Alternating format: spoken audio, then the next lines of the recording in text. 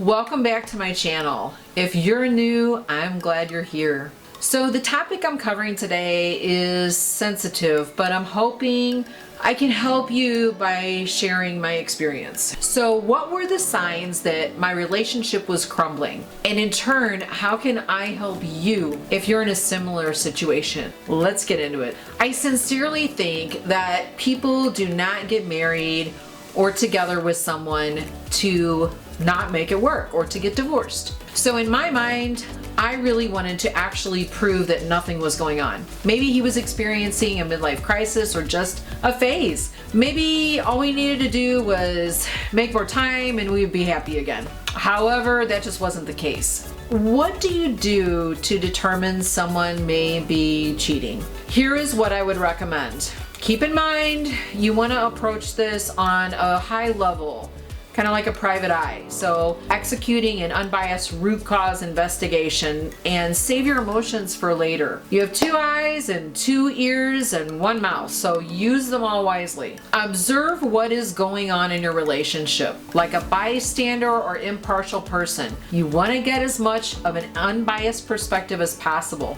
This should begin to reveal some inconsistencies or issues that are not typical. Listen carefully. Be calm. Breathe deeply and avoid being consumed by emotions. Refrain from lashing out during difficult moments. I know this may be challenging, but it is critical. You are deducing behavior patterns. Journal at the end of each day. What really helped me was writing down everything I could remember or dictating it to my phone. Do your best to be very objective and truthful about what you are writing. If you feel frustration or other emotions, just really capture those. If you have questions, like you don't understand something that went on, write them down for later because it's all going to come together. Be sure to include even strange and hurtful things that were said. Keep this journal in a secret, sacred place because you don't want your mate finding it. This could cause a whole other level of issue and dilemma. Later, reviewing this information will help you distinguish if you were encountering a narcissistic or other psychological dilemma or behavior. This will also help determine if you may be the problem in the scenario. I hate saying it, but if this is the case, then determine how you may improve navigating this same scenario in the future moving forward. Listen to your friends and family, especially if they pull you aside to disclose any curious behaviors to you. This may be difficult to hear, but this is definitely going to help you determine what is going on. Definitely take note if several people are saying the same thing at different times and are not overhearing each other. Coming to your defense. If your friends and family are sticking up for you, if others take notice that your mate is saying unkind or unbecoming things about you, that's definitely a sign and you should note that. Secretive or being non-transparent. If they're always wanting to be alone, covering up the phone or the computer. If you find them talking secretly and quietly on the phone.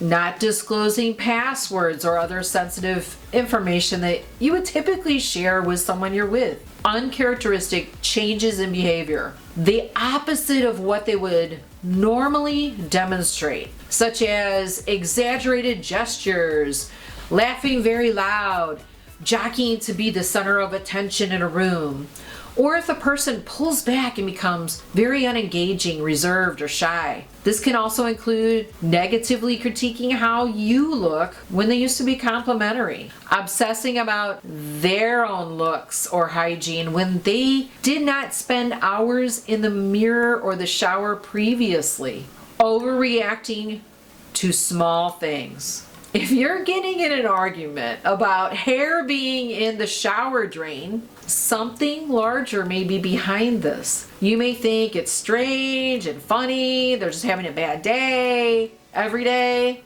but they may be simmering when it actually has nothing to do with the small thing. Phone records, charge accounts, bank records. If you see a lot of fishy, repetitive activity happening, take notice. If you feel it is possible or could be beneficial, consider having the strength to ask if they have something to disclose to you or want to talk. Give them that opportunity. If they answer strangely, then take note. And I don't mean say to them, well, we need to talk. That's always a red flag, and it puts people on the defensive. So definitely think of some gentle wording if you can use this approach at an appropriate time. Some people are afraid or not willing to actually end a relationship. So they will just try and make it miserable so the other person will actually end it. Safety. After considering all of these things, definitely be very aware of your safety. If the person you're with has become more aggressive, violent, or out of character, then you may want to be careful in your approach. Or maybe you avoid some approaches altogether. So each scenario just really differs.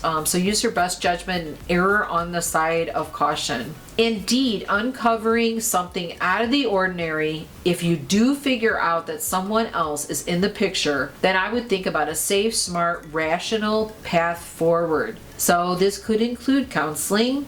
A trusted friend or family member who you could confide in might be very helpful to sort out and give a higher level perspective. Maybe ask some questions you never thought of. However, remember, if your relationship does go south and something negative or an indiscretion is discovered, and then you do decide to both work it out, then it's going to be very difficult for that person to be supportive of you reconciling. They will want to protect you from getting hurt, and rightfully so. If things get really heated, consider where you are going to stay or sleep. You may not want to sleep in the same bed or bedroom with them during this time. On the other hand, you may not want to possibly leave the home either, because an attorney may deem this as abandonment of property. So definitely analyze if something is going on first, then figure out your strategy for navigation. Of course, during any of the above combinations, you may want to seek counseling or an attorney for their professional opinions. You want to be careful in doing this, as your mate's reaction could be a dilemma. You always want to err on the side of your safety. Lastly, you may want to consider installing a software program on your computer or phone. Certain softwares can record everything, a complete picture of activities. However, it more than likely won't hold up in a court of law if you do decide to take that path, but it could give you some peace of mind. In closing, please, please, please know that this video is very heartfelt. I feel for you, and that you're going through something that requires gathering such information about various measures. I hope this helps you. Remember to stay strong, and together we can succeed.